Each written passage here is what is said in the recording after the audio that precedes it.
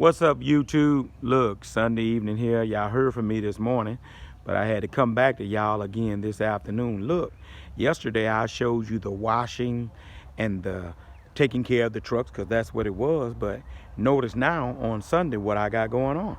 I got the mechanic here, and he's just checking both trucks out. Had some little odds and ends that needed to happen with the trucks, nothing major, but when you running these trucks day and night and just in days, man, look, get the trucks checked out when it ain't even obvious something that's wrong, right?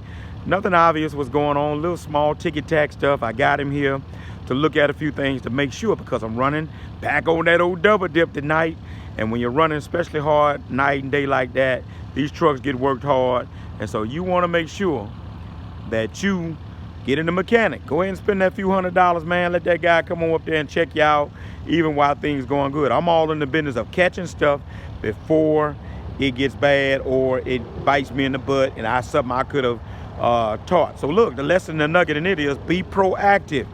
Know you want to rest up, don't do nothing on these weekends and all that kind of stuff. Man, look, get that truck checked out even when things supposed to be all right with both of them, okay? Or you're one, or how many ever you got. That's my nugget for this Sunday.